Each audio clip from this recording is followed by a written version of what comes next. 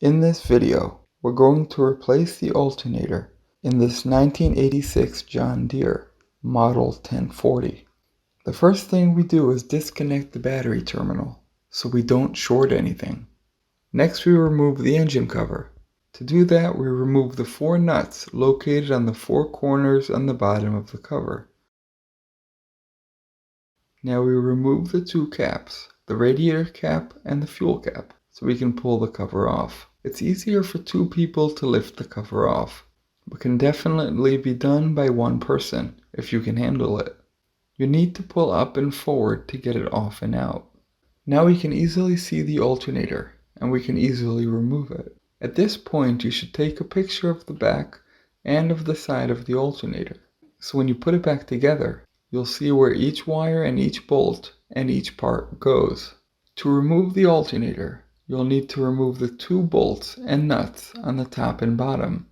The lower one holds this cover as well. Be careful when you remove the upper bolt, as there's a spacer that will fall when you remove it. With the lower bolt, in order to get it out enough for me to slide the alternator out, I had to pry slightly on the fan shroud, and then the bolt was able to slide out. Now that the bolts are out, we can tilt the alternator, and that gives us enough room to slide the belt off. Now we can slide the alternator out. Now we remove the 2 nuts that are holding the wires in the back of the alternator. In my case, I had to remove the pulley from the old alternator and install it on the new one. You may not need to, it just depends if your alternator comes with a new pulley or not. I used my impact gun and easily removed the nut, but you can also use a wrench, and while loosening, you hold the stud with a torque bit so it doesn't spin. Once you remove the nut, make sure not to lose the washers that hold it correctly in place. Now we're ready for the install. Let's put the alternator in place and slide the belt back on. Next, we install the 2 wires, and be careful not to over tighten them, as you can easily break the plastic that holds the stud in place. I usually tighten them slightly more than hand tight.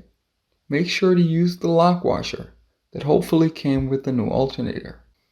Now we can install the upper and lower bolts, not forgetting any spacers or washers that came off. So we install the bolts loosely until we tighten the belt. To tighten the belt, you will take a large flathead or pry bar and pry the alternator towards you.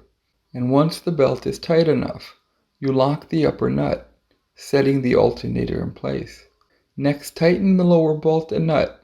Make sure the belt is still pretty tight, but not too tight. And now that the alternator is all in place, we want to test it and make sure everything is working well before we put on the cover. Attach the battery and start her up, and make sure it works properly. Check out my video using the cheap tester from Amazon that I've been using for years and is very easy to use. Tune in for more videos on this subject. Subscribe to get more videos on this and other subjects. Thank you for watching.